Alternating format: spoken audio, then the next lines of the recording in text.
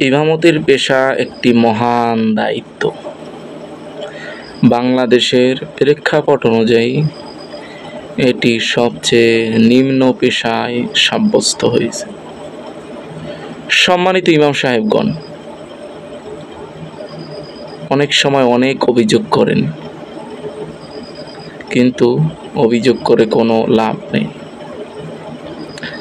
আমাদের নিজেদেরকে পরিবর্তন হতে হবে, নিজেকে বদলাতে হবে। ইমাম হিসেবে সমাজে আপনাকে সবচেয়ে অবহেলার চোখে দেখার কারণ হলো আর্থিকভাবে আপনি সচ্ছল নয়।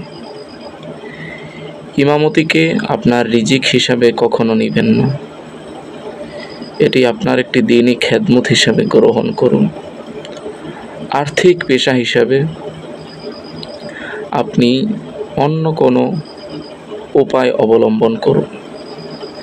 রিজিকের জন্য আপনি হয় ব্যবসা করুন, না হয় কোনো চাকরি করুন, না হয় উদ্যোক্তা হন। সেখান থেকে আপনি আর্থিকভাবে সচ্ছল হন। আপনি যদি আর্থিকভাবে সচ্ছল হতে পারেন, তাহলে আপনাকে ইমাম হিসাবে সমাজে আর কেউ অবহেলার চোখে দেখবে না। বলতে পারেন, ইমামতি করে কি কোনো ব্যবসা করা, চাকরি করা, উদ্যোক্তা হওয়া সম্ভব? যদি আপনার পক্ষে সম্ভব না হয়, তাহলে ইমামতির দায়িত্ব থেকে বিরত থাকুন। আপনি অন্য বিজনেস করে যখন নিজে স্বাবলম্বী হবেন, তখন দিনই খেদমত হিসাবে ইমামতির দায়িত্ব নিন। ইমামতির দায়িত্ব রেখে যদি আপনি ব্যবসা না করতে পারেন, উদ্যোক্তা না হতে পারেন, চাকরি না করতে পারেন, তাহলে এটি ছেড়ে দিন।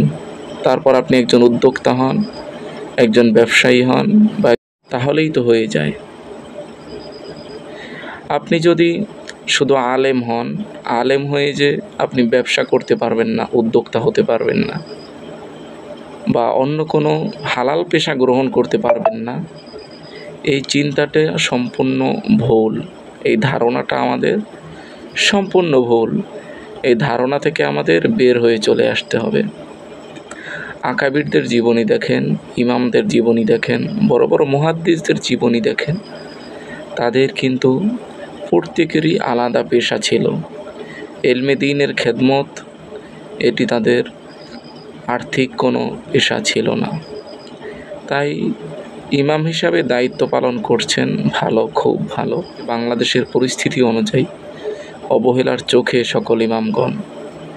এটির জন্য একটি কারণ আর্থিক অসচ্ছলতা। এদেশে ইমামদের কখনো পরিপূর্ণ মূল্যায়ন করা হবে না। তাই আপনি আলাদাভাবে আর্থিকভাবে সচ্ছল হন।